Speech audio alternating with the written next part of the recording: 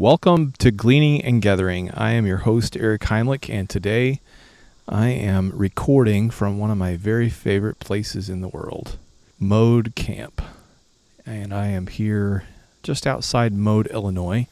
And this week I wanted to record an episode of Gleaning and Gathering in a place that has just been so incredibly special to us as a family over these past 10 years. You know, one of the things that I am gleaning right now today is the way in which places and people over a long, extended period of time shape our lives. It was 2015 that our family came here to Mode, Illinois as the youth workers for the very first time. And we were at a kind of critical season in our lives. Our oldest child, Kaylin, was just entering into that youth stage of life, and we were beginning to look at, where next, what were we going to be doing. Up to this point as a family, we always had young kids, young children, and that was the season that we were in. We were very active at the ICHA Kids Camp, but what were we going to do? And frankly, as I looked around at the other youth that were a few years further down the road in the circles that we were in, I was not at all excited about where that was headed. There was just kind of this general philosophy or this attitude of, here's a volleyball, and why don't you go play and try not to disturb us? Just do your thing. I really, though I couldn't have articulated at that point, I saw that there were a lot of young people that were going along to get along, but their hearts were not in it, not even a little. And there were some real troubling signs that I was seeing on the horizon. And I knew, at least for my own children, keeping their heart had always been more important than making sure that they conformed outwardly to the accepted norm. And that was something that was important to me, is that going forward that we would, as a family, do what we were doing together, and that we would do it in a way that would keep the hearts of our children engaged. When we came here as the youth workers, my kids were not exactly excited about it. Coming to some place that we'd never been before, with people that we'd never met, and being there for 10 days seemed like a prison sentence. And so as we pulled up, it wasn't with a great sense of expectation of what was here. Instead, there was a sense of dread, really, on their part.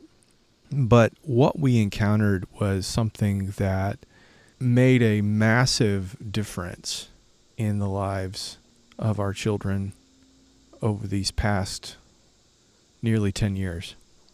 This is our 10th camp, and as I look back and I see the people and the lessons and the opportunities that opened up for us from this simple camp experience, I cannot begin to describe how important this place has been in the life of our family and in where we're at now.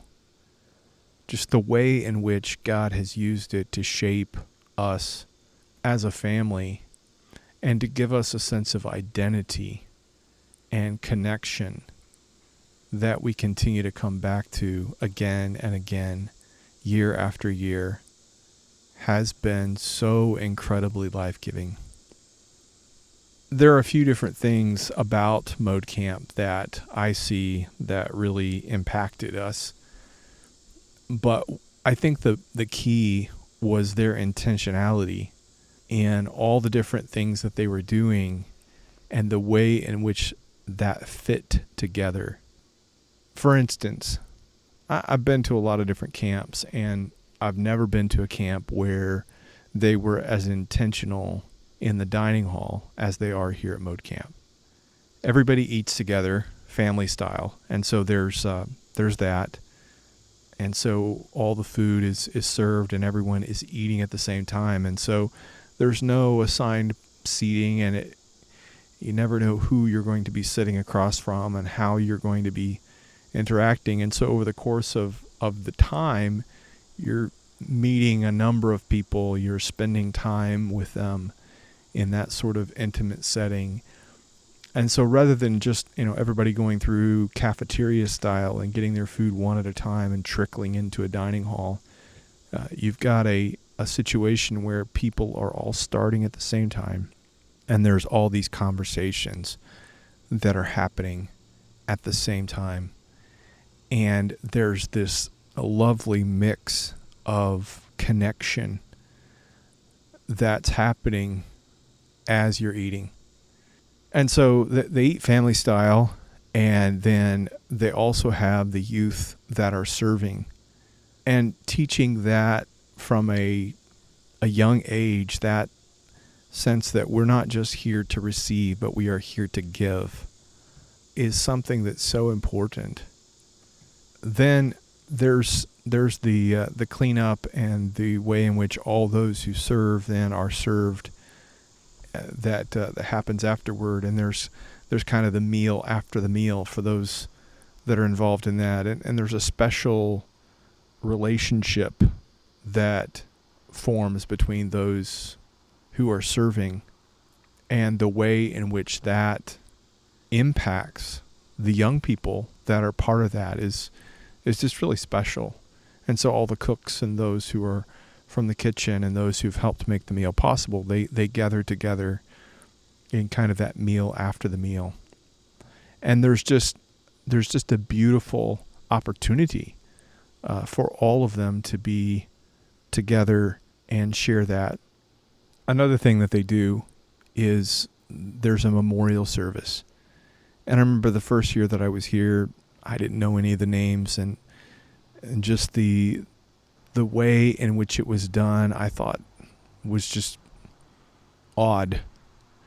But the more that we've been here, and the more that I have known those people that have passed away, the more significance that service has for me each year. It provides a connection to the past and a visual reminder as the young people stand in front during this service that I am connected to something that has been here long before me, and that this is going to be something that I will be a part of and help continue in the days and the years ahead. And so it's really a wonderful reminder of the kind of continuity that a place that's been here for 75 years has. I was just noticing as I was flipping through the book, and you can see who all the evangelists were in the past and those who were a part of the camp throughout its 75-year plus history here. And you see patterns. But one of the things that I noticed this year was that it was 50 years ago that Ron Bailey came for the first time to Mode Camp. And it was Ron Bailey who first came as a children's and youth worker, and then later became the vice president. And then when the president, Pearl Stevens, passed away, he ended up becoming the president of the camp and served as the president for a number of years. And then his son now, Keith Bailey, has been the president for the last number of years. And so over the past really 50 years, the Baileys have served in that capacity, and there's just been a great deal of continuity in that.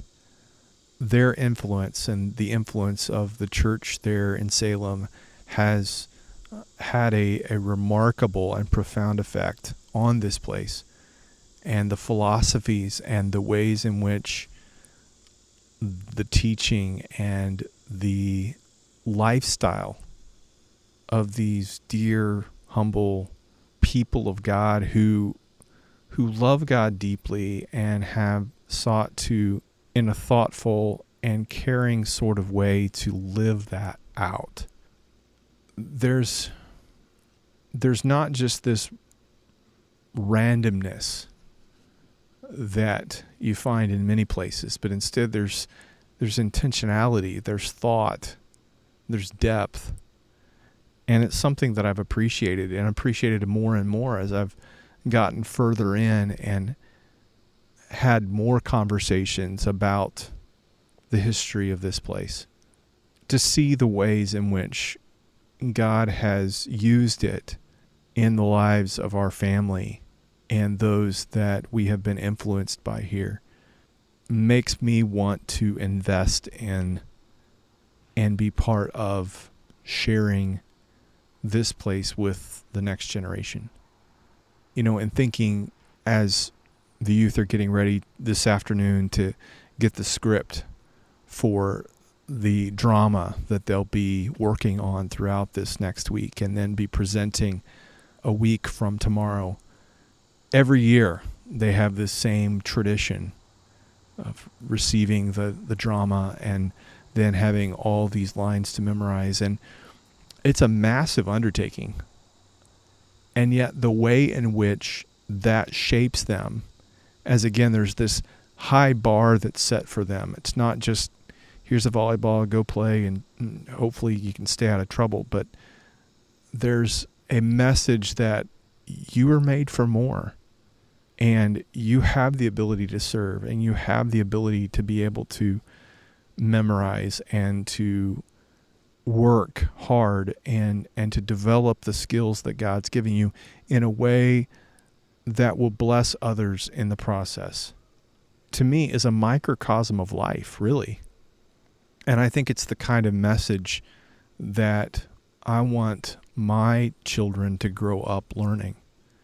It's the kind of message that I want them to communicate to their children, to my grandchildren, that you are made for more, and that in doing hard things and spending time and using your talents and your skills, you can continue to improve and develop, and in doing that, bless others in an even greater way. I am thankful for this place. I'm thankful for the ways in which it has been a blessing to our family. And as I'm sitting out here under the trees, many of them are 80, 90, 100 plus years old. These beautiful white oaks and maples and hardwood trees of various kinds. There's no air conditioning in the tabernacle. There's just hard benches. There's a dining hall that is beautiful and well maintained, and there's grounds that are beautiful and well maintained. It's obvious that there's care here, but it's not the kind of place that you would call a resort. It's not the kind of place that has luxuries and amenities that a lot of places would think are important for attracting families. And yet there are families that want to come here each year and invest in being here each year. And we're one of those. And we're thankful for the way in which it has blessed us. And so being on these grounds, being a part of the Mode Camp community year after year has been a highlight for our family. And every year as we finish camp and they play taps at the end right after the last service, and there's a shutting down of the camp, and we leave the campground and we head back home and cross those railroad tracks on our way out of town. There are normally some tears that are shed, and there are some sad kids that are already thinking about when are they going to be able to see their friends from Mode again. And so the way in which that this place has shaped our lives and continued to help us to develop as a family is something that I'm thankful that we've had the opportunity to participate in and enjoy. And it leads me to the question, what's the equivalent in your life?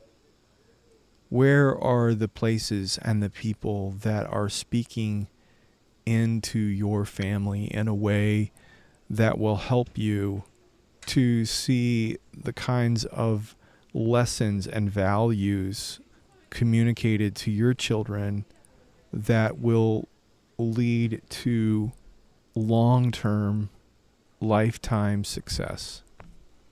What are those?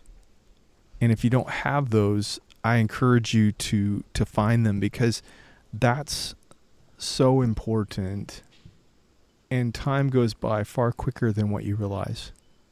And as I look back now and I see the way in which Mode Camp has shaped our family, as Samuel will turn 16 this year, it has been a significant influence in his life. As Sarah is 17 and came here for the first time when she was 7, it's been a significant influence in her life. As Kaylin and Becca, in their 20s now, came here in their early teens, it was an influence in their life. It goes by so fast. And so I want to encourage you to start now and begin to be intentional about the kinds of places and people that you're putting into the annual rhythm of your life that will help to shape the soul of your family. That's what's on my mind today. And as I sit out here under these trees, this beautiful setting, I want you to imagine that you're with me. It's a great place, and I'm thankful for it. For Cleaning and Gathering, God bless.